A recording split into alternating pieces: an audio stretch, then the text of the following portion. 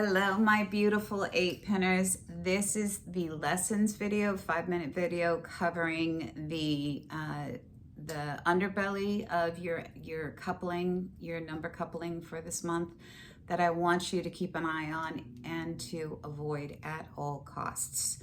All right, I've created a script that has to keep me on point, and also with 2 examples of what this might look like in like a day in the life, so you really can get it, and then redirect back to your invitations list and consciously front load the positive manifestations of your energy coupling.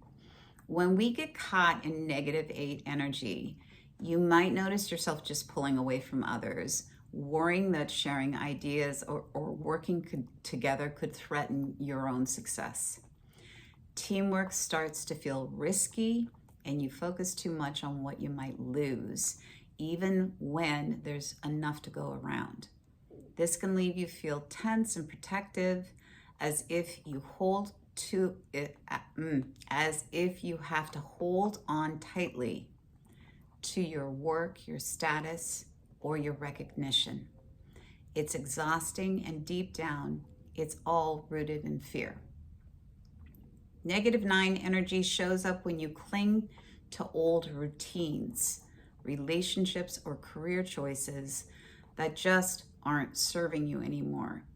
You might resist change, holding on to what's familiar, but no longer brings real value to your life, and you kind of know it in your gut, right? Sometimes this comes from a fear of losing your place or the comfort of what you know. And in the end, it can leave you feeling lonely and disconnected, not just from others, but from your own intuition and sense of purpose. This is where I'm going to grab everybody and say, go look at your life path number and see what, if you go find out what's going on there, because it's usually the 9 frequency. When it shows up like this, it's tied to your life path. Here's a professional example for you. At work, the day just seems to drift by. You find yourself avoiding team chats and keeping your ideas to yourself, not really wanting to share because it doesn't feel safe. You tend to hover over projects, not trusting anyone else to handle them, and you turn down suggestions without much thought, sticking to the things you know, even if they aren't working. The desire to be recognized nags at you, but instead of feeling connected, you feel distant from your coworkers. And by the end of the day, things feel tense and your team seems checked out, as if everyone's just doing their own thing and missing out on what could be better. Right, we've all had those days. Relationship example, you guys. At home, you end up guarding your thoughts, keeping conversations on the surface and holding back what you really feel. And talk about trying something new. Any talk about that or letting go of old issues makes you uneasy. So you push back, or you just brush it off, or you walk out of the room.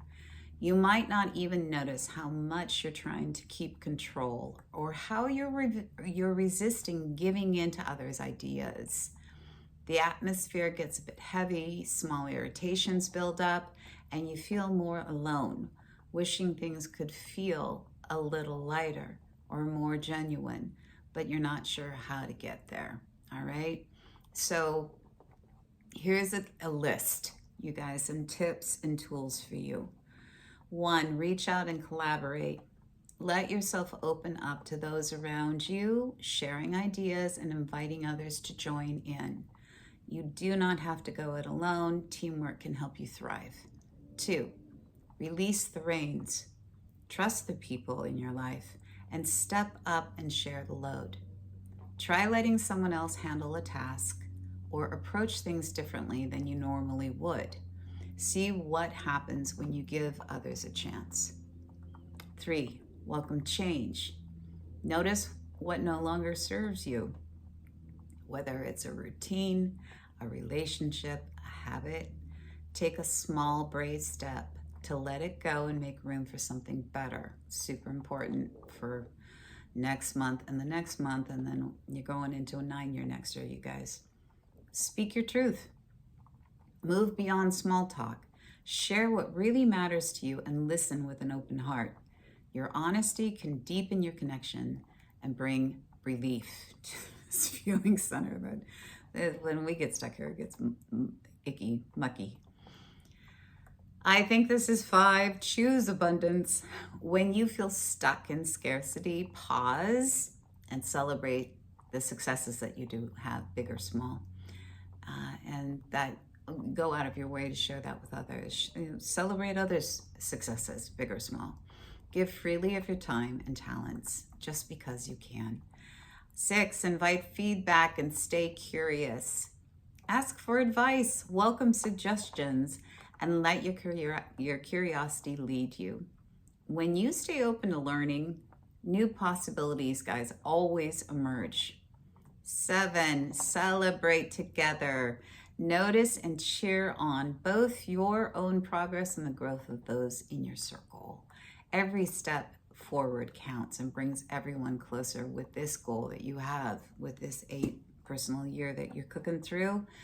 9, release the need for approval.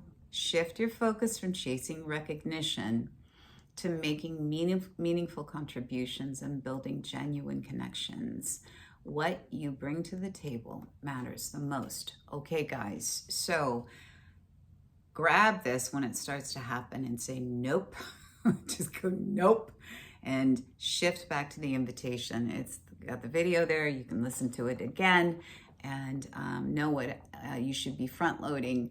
If you need a reading with me, click on that little icon in this video and it'll take you right to where I work, my home away from home, 12listen.com. That's where I work as an intuitive and a seer, a psychic, and a numerologist. All right, guys, until next month, good luck with this. Warm hugs and love y'all. Bye.